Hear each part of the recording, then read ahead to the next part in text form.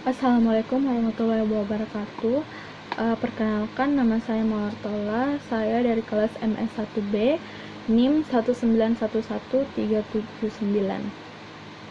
Pada kesempatan kali ini, saya akan memaparkan beberapa rangkuman yang telah saya rangkum, yaitu dari pertemuan 12, pertemuan 13, dan pertemuan 14. Yang pertama yaitu saya akan menjelaskan beberapa sedikit dari pertemuan 12, yaitu manajemen operasional dengan desain dan analisis proses. Apa itu proses? Proses yaitu bagian dari sebuah organisasi yang mengambil input dan mengubahnya menjadi output yang diharapkan memiliki nilai yang lebih besar dari organisasi daripada input awalnya. Kemudian adapun matriks kinerjanya, yang pertama yaitu waktu operasional. Waktu operasional yaitu atau waktu pengesetan tambah runtime, kemudian waktu alir sama dengan waktu rata-rata bagi setiap unit untuk bergerak melalui sistem tersebut. Selanjutnya kecepatan, waktu yang bernilai tambah dibagi waktu alir. Selanjutnya waktu siklus, yaitu waktu rata-rata antar penyelesaian dari setiap unit. Kemudian throughput rate sama dengan 1 atau waktu siklus. Kemudian efisiensi sama dengan output aktual dibagi output standar. Adapun juga produktivitasnya, yaitu output dibagi input. Kemudian utilasi waktu yang digunakan sama dengan waktu yang tersedia. Selanjutnya dari desain dan analisis proses, yaitu dapat memutuskan desain pekerjaan. Seperti apa itu desain pekerjaannya? Dapat didefinisikan sebagai fungsi dari spesifikasi aktivitas pekerjaan dari individu atau kelompok dalam suatu lingkungan organisasi. Adapun beberapa tujuannya yaitu untuk mengembangkan struktur pekerjaan yang memenuhi kebutuhan organisasi dan teknologi serta memuaskan kebutuhan pribadi dan individu pelaksanaan pekerjaan. Selanjutnya, adapun pengukuran dan standar pekerjaannya yang perlu kita ketahui, yang pertama yaitu menjadwalkan pekerjaan dan mengalokasikan kapasitas.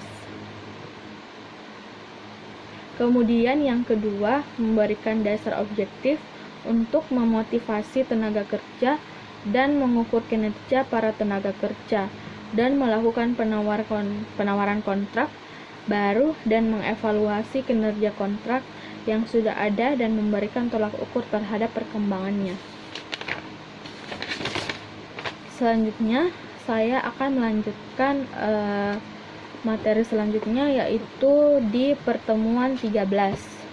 Di pertemuan 13 kali ini yaitu akan membahas mengenai kualitas Six Sigma.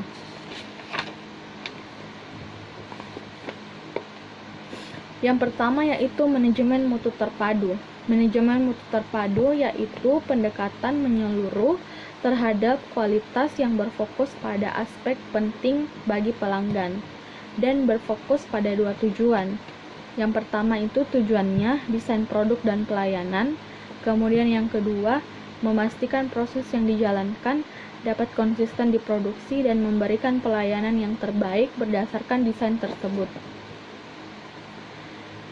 Selanjutnya, dengan berjalannya waktu, manajemen mutu terpadu dimulai dengan memastikan fitur desain berhubungan dengan kebutuhan pasar, seperti contohnya yaitu ukuran, tampilan, penyelesaian, dan kecepatan pengirim ketika produk tersebut diproduksi dan pelayanan yang diberikan. Selanjutnya, biaya terkait dengan kualitas mencakup biaya pemeriksaan, pengerjaan ulang, dan perbaikan ataupun asuransi berapa biaya tersebut dapat terukur. Selanjutnya, di manajemen mutu terpadu Six Sigma terdapat asumsi-asumsi. Yang pertama itu asumsinya kegagalan disebabkan oleh suatu hal. Kemudian yang kedua, pencegahan membutuhkan biaya yang lebih murah. Selanjutnya yang ketiga, kinerjanya dapat diukur. Kemudian terdapat juga tipe klasifikasi dari manajemen mutu terpadu, yaitu biaya penilaian. Terus yang kedua, biaya pencegahan. Dan yang ketiga, ada biaya kegagalan internal. Selanjutnya yang keempat, biaya kegagalan eksternal. Kita membahas lagi di poin pertama, yaitu biaya penilaian. Di biaya penilaian termasuk juga biaya pemeriksaan dan biaya pengujian. Selanjutnya poin yang kedua, yaitu biaya pencegahan. Biaya pencegahan mencakup biaya identifikasi penyebab kecacatan, kemudian biaya tindakan korektif untuk mengeliminasi penyebab kecacatan, kemudian yang ketiga biaya melatih personal dan biaya desain ulang produk atau sistem, dan kemudian biaya membeli peralatan baru atau untuk membuat modifikasi yang terbaru. Kemudian kita lanjutkan ke poin ketiga dari biaya kegagalan internal. Biaya kegagalan internal juga itu mencakup biaya pembatalan, biaya pengerjaan ulang, dan biaya perbaikan. Selanjutnya di poin keempat, yaitu biaya kegagalan eksternal. Di biaya kegagalan eksternal yaitu mencakup biaya garansi pelanggan, kehilangan pelanggan atau goodwill, kemudian biaya penanganan pengaduan, dan biaya perbaikan produk. Selanjutnya, saya akan menjelaskan mengenai sedikit beberapa definisi dari Six Sigma. Dari definisi Six Sigma itu kita dapat simpulkan yang pertama yaitu berdasarkan istilahnya. Six yaitu 6, kemudian Sigma merupakan simbol dalam statistik yang digunakan untuk standar deviasi yang dilambangkan dengan huruf Yunani. Kemudian Six Sigma merupakan metodologi struktur yang memperbaiki proses yang difokuskan pada usaha untuk mengurangi variasi proses dan sekaligus mengurangi penyebab kesalahan atau cacat produk atau jasa yang di luar spesifikasi. Kemudian terdapat juga Six Sigma Quality, yaitu besaran yang kita bisa terjemahkan sebagai sebuah proses atau tingkat mutu yang memiliki kemungkinan kecacatan sebanyak 3-4 buah dalam 1000 produk atau jasa, atau defects per million opportunity. Selanjutnya, saya juga akan menjelaskan beberapa sedikit tentang pengertian kualitas dari Six Sigma. Yang pertama yaitu Six Sigma pertama kali dikenal sebagai metode untuk meningkatkan kualitas proses dari sebuah bisnis dan budaya. Selanjutnya, Six Sigma dikenal sebagai suatu proses perbaikan untuk metode kontinu sejak tahun 1980-an. Dan Six Sigma muncul setelah Statistical Process Control, Total Quality Management, Malcolm Ballwright, Kalangan Kualitas, Kaizen, dan Juran, dan lain-lain. Dan saat ini Six Sigma menjadi berkembang sejak Lean Six Sigma.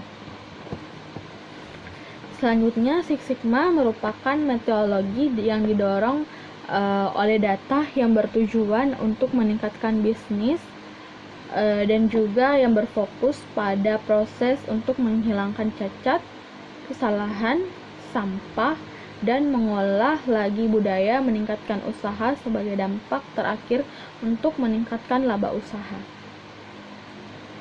Kemudian Six Sigma juga dapat kita ketahui yaitu merupakan huruf Yunani yang digunakan untuk menetapkan standar deviasi dan ukuran yang digunakan untuk menentukan seberapa baik atau buruk dari proses kinerja tersebut.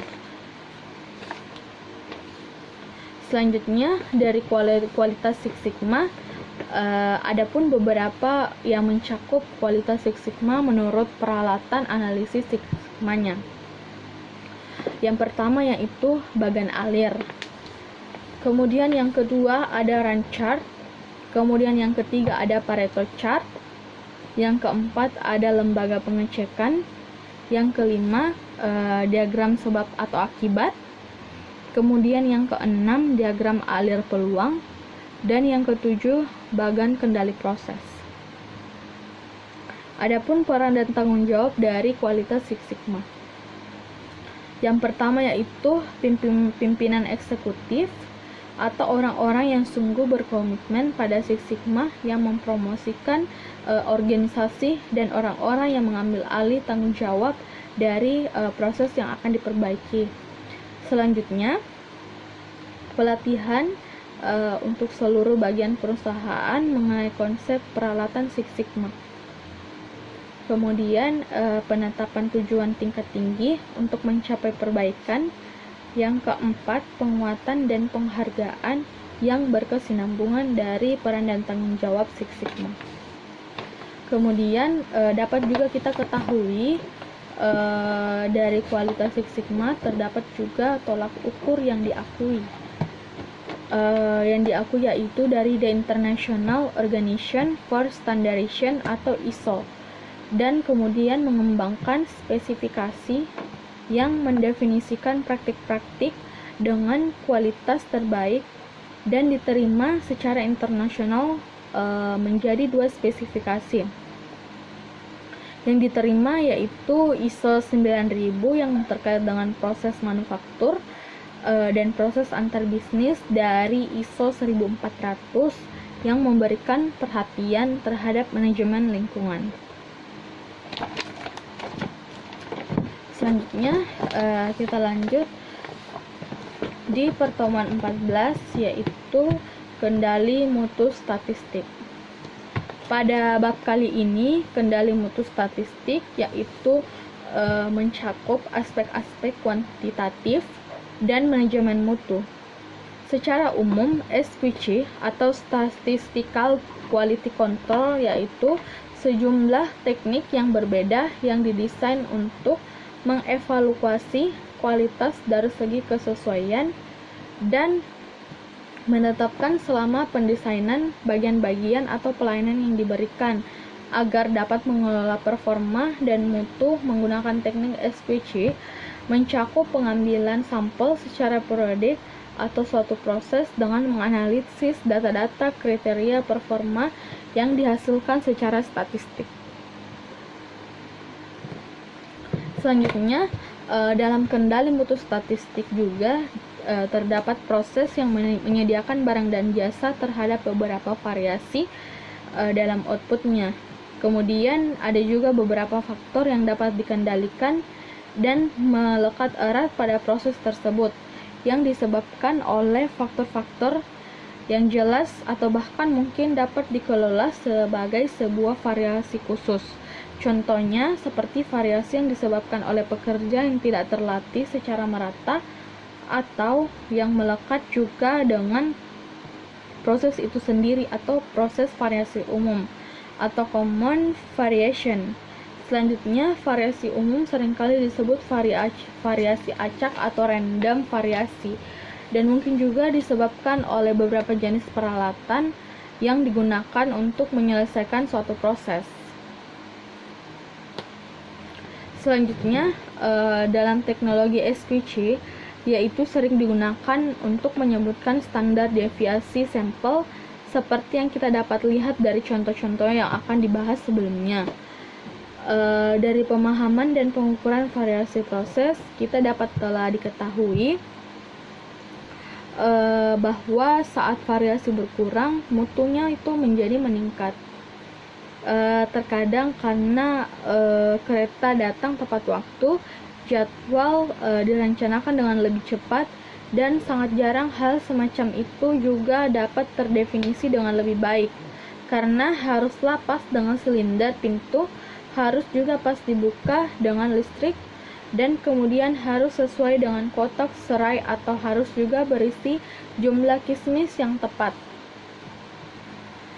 Adapun juga dari Genichi Taguchi, yaitu ahli mutu terkenal dari Jepang, yang menunjukkan bahwa pandangan tradisional yang diilustrasikan dapat memungkinkan karena ada dua alasan.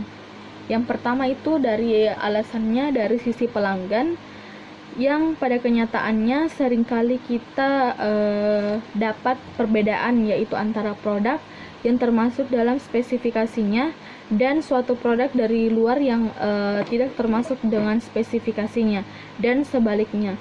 Kemudian yang kedua yaitu karena tuntutan pelanggan yang semakin besar dan terdapat tekanan yang mengurangi fasibilitas dari logika tersebut atau dari tuntutan pelanggan tersebut.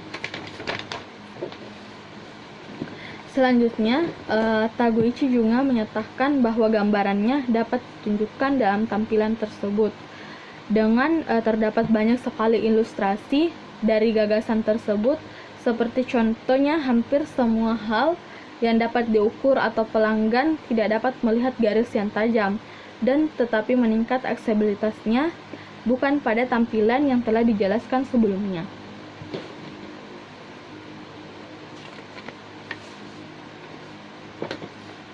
Selanjutnya, adapun statistical process control dan assumption sampling. Yang pertama yaitu pengendalian proses statistik atau statistical process control atau yang sering disebut dengan control chart. Selanjutnya, yang kedua yaitu rencana penerimaan sampel produk atau yang sering dikenal dengan assumption sampling. Terdapat juga beberapa bagian-bagiannya seperti jenis diagram kendali. Yang pertama yaitu diagram kendali untuk nilai yang akan diamati secara individual. Kemudian yang kedua, diagram kendali rata-rata. Kemudian yang ketiga, diagram kendali kisaran. Yang keempat, diagram kendali proporsi cacat atau proportion of defects. Selanjutnya juga terdapat unsur-unsur diagram kendali. Yang pertama yaitu batas kendali atas. Kemudian yang kedua garis tengah. Kemudian yang ketiga batas dari kendali bawah. Kemudian kendali proses dengan pengukuran atribut dapat menggunakan per chart dengan atribut yang mengambil sampel dan menggunakan keputusan tunggal atau barang jasa. Karena keputusannya ya atau tidak, kita dapat menggunakan statistiknya secara sederhana dengan batas kendali proses atau dengan batas kendali proses bawah. Kemudian kita dapat menggambarkan batasnya sesuai dengan bentuk grafik dan kemudian menandai nilai pecahannya untuk produk yang cacat dan akan sampelnya diuji. Kemudian prosesnya akan berjalan sebagaimana mestinya dan yang diambil secara periodik lantas hal tersebut tetap berbeda atau dari batas kendalinya. Selanjutnya yaitu dapat juga terlihat dari ukuran sampelnya harus cukup besar atau memungkinkan perhitungan atributnya. Misalnya jika kita mengetahui sebuah mesin memproduksi 1% unit yang cacat, kemudian pada ukuran sebanyak 5 sampelnya akan jarang ditemukan unit atau yang buruk. Karena hal ini menggunakan kaidah yang menentukan pecatnya dengan mengambil sampel yang cukup besar. Oleh karena itu, ukuran sampelnya juga disesuaikan dengan tingkat kecacatan atau sekitar 1%. Dan asumsinya juga akan turun ataupun juga akan tetap sampelnya sesuai dengan perhitungan standar deviasi yang bergantung pada asumsi tersebut. Dan jika ukuran sampelnya bervariasi, standar deviasi dan batas kendalinya juga akan diproses atau harus dihitung kembali untuk masing-masing contohnya. Demikian penjelasan dari saya mengenai di pertemuan 12, 13, dan 14. Lebih dan kurangnya mohon dimaafkan. Sekian dari saya. Semoga rangkuman yang saya telah jelaskan tadi bisa bermanfaat bagi kita semua. Terima kasih.